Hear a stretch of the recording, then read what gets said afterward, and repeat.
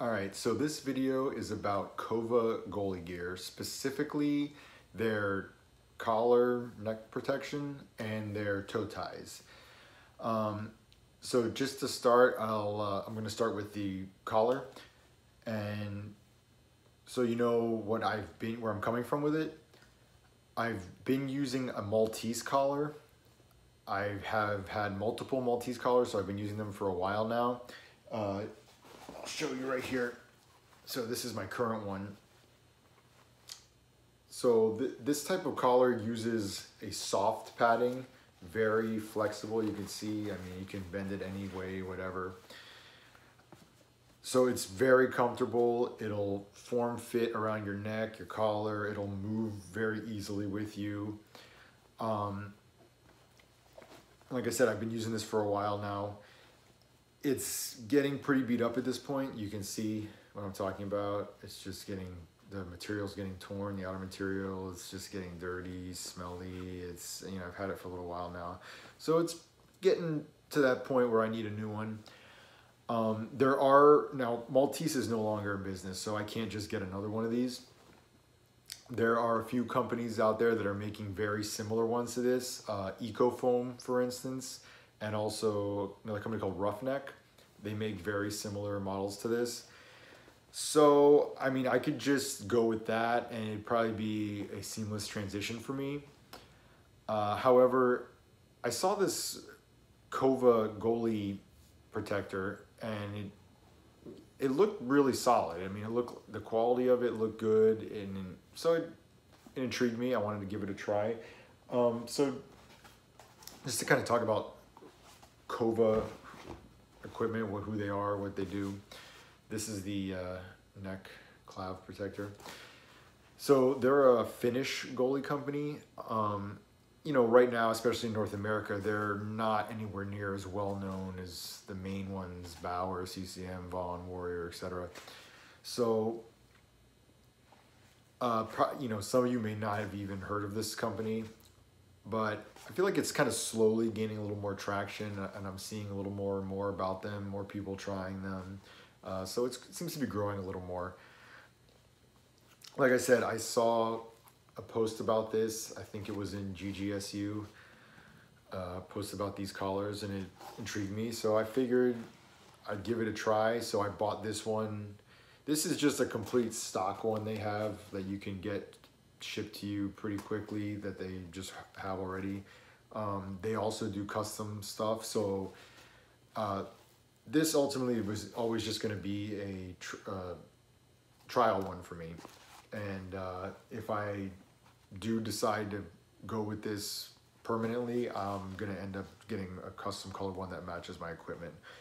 So they do custom colors, custom options. There are custom options to it. This one is just a stock one that I bought to try out.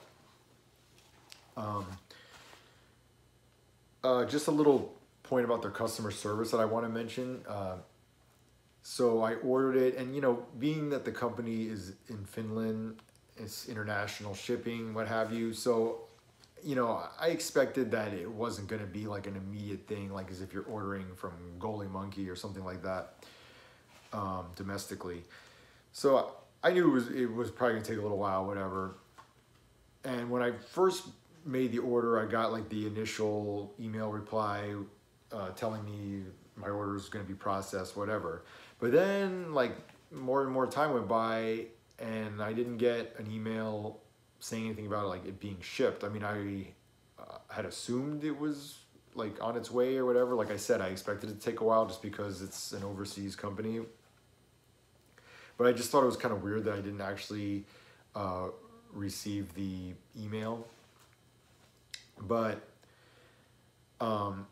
there is a rep for Kova on GGSU, and I messaged him. I'm very sorry, I don't have his name off the top of my head. I will put it in the description of the video. I will mention his name. It's, I'm assuming a Finnish name, and I probably would get it wrong if I try to pronounce it anyway.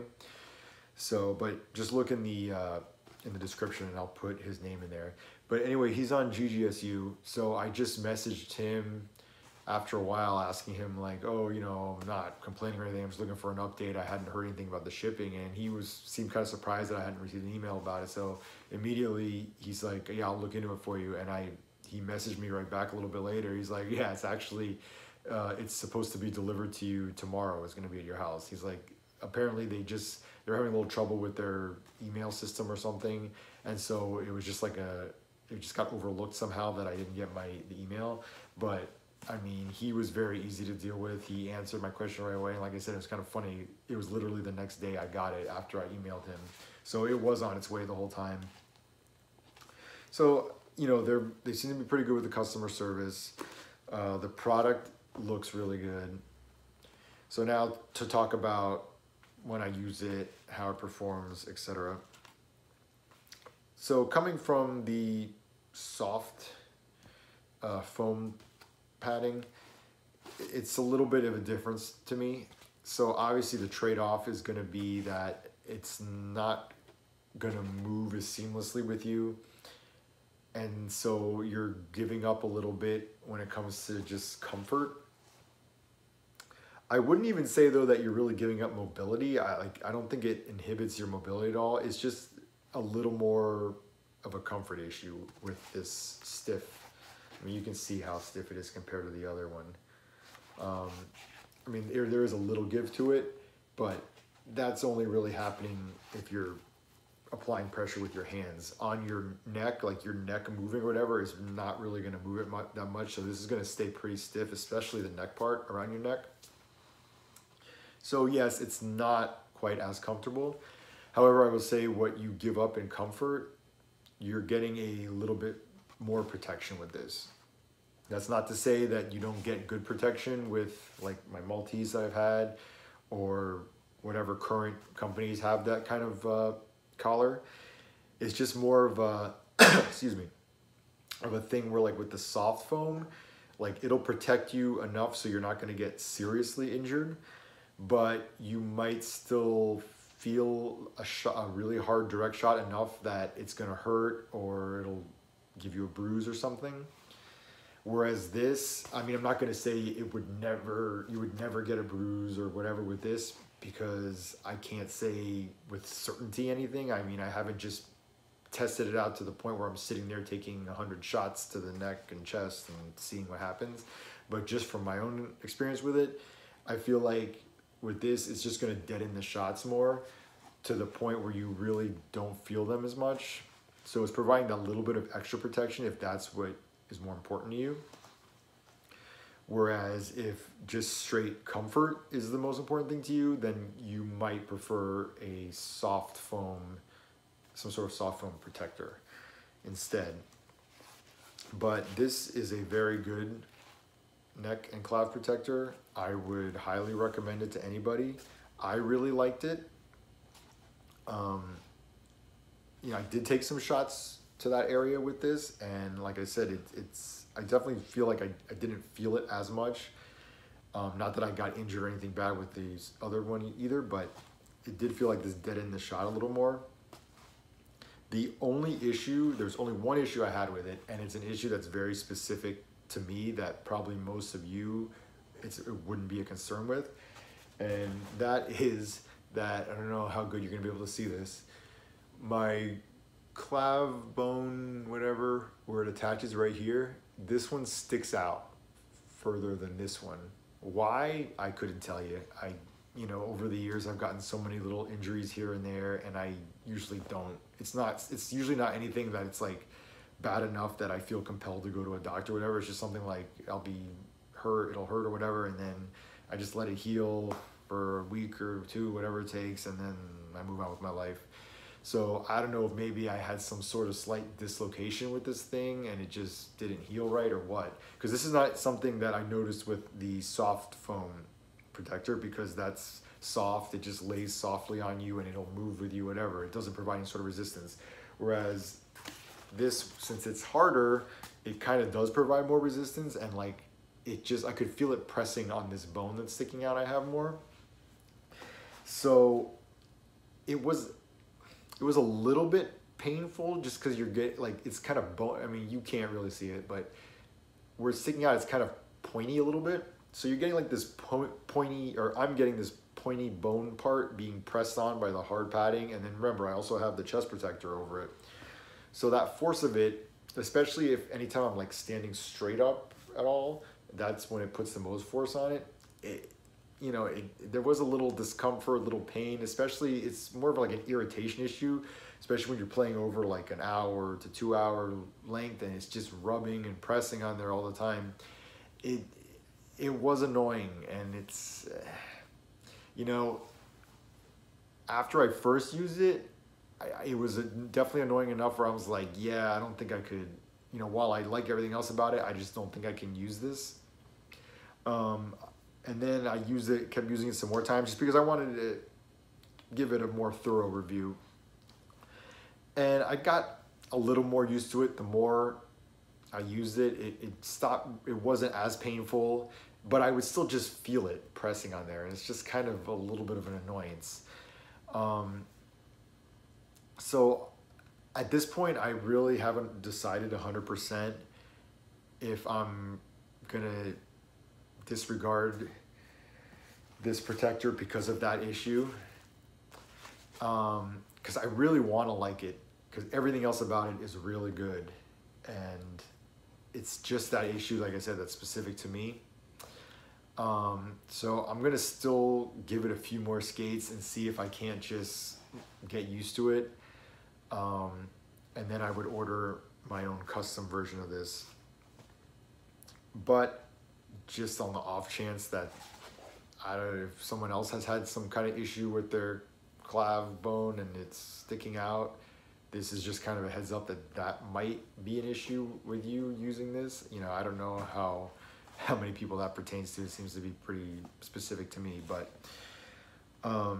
yeah, other than that, I highly recommend this to anyone who's looking for a neck clav protector. And that's not to say, like I said before, that there's anything bad with like this style one.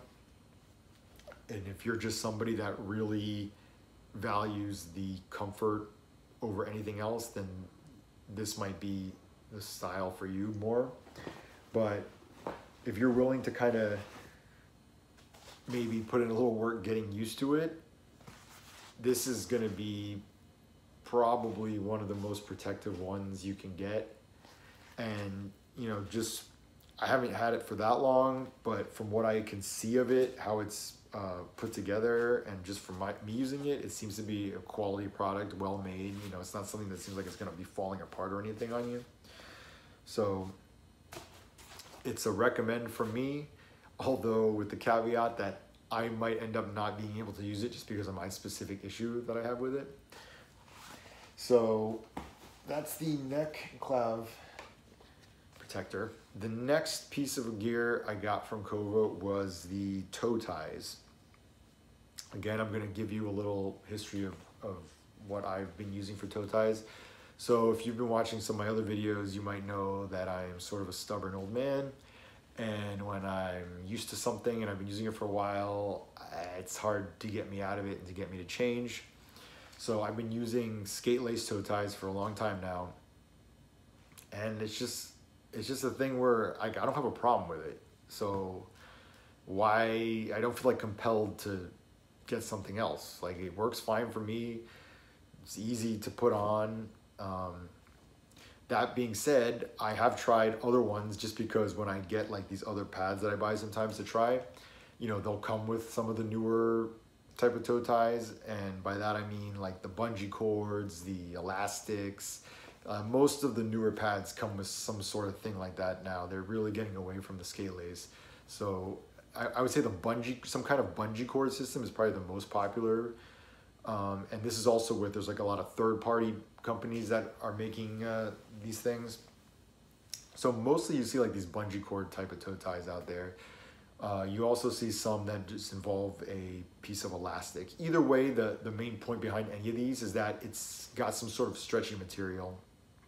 And the idea behind that is that it'll stretch to wherever, instead of having to put knots in a skate lace to give yourself that slack, like this will just stretch with your force of your foot, whatever.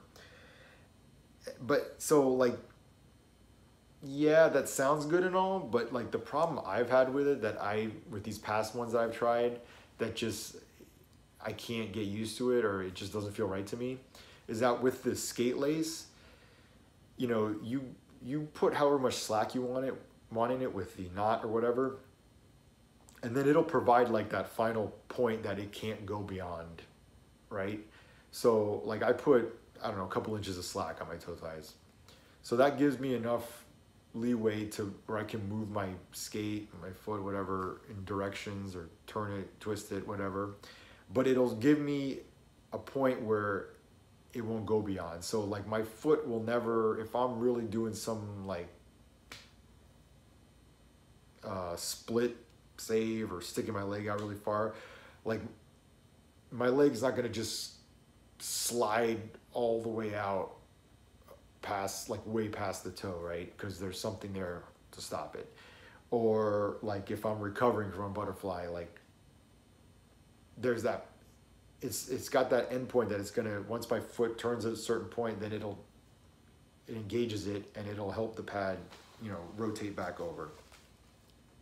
And I just found that with a lot of these ones, the bungee cords, the elastic, either when I put it on, it's still too loose that like there's just too much give to it, and like my foot is just getting stretched out further past the pad than I care for it to be, or I put it so tight that, okay, so that doesn't happen, but now it's so tight that it just feels uncomfortable, and my foot, or I'm feeling more torque on my ankle because this thing is so tight and still holding my foot in place, which is completely defeats the purpose of it, because the whole purpose is to take tension off of your ankle and let it be able to, you know, say this is your foot, you want it to kind of be able to slant down where your toes hitting the ice instead of being completely horizontal with the ice, right?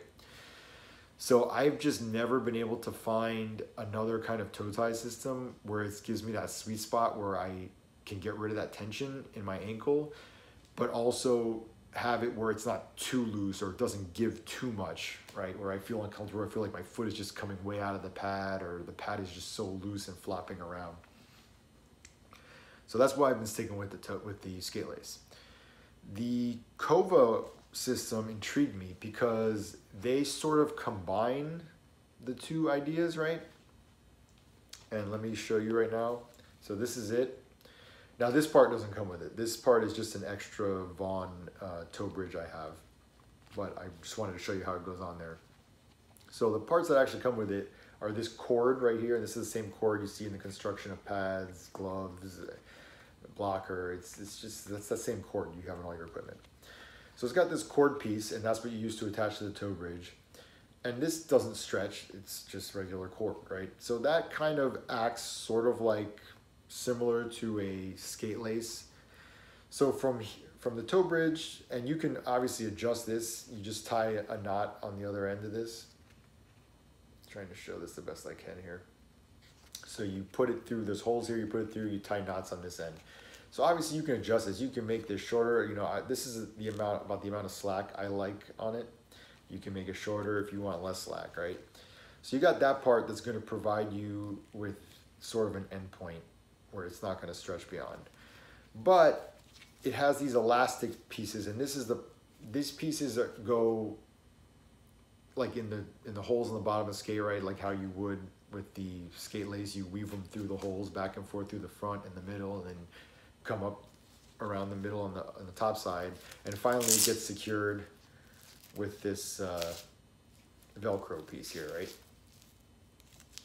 So this is gonna give you a little bit of extra give if you need it in like extreme situations or whatever.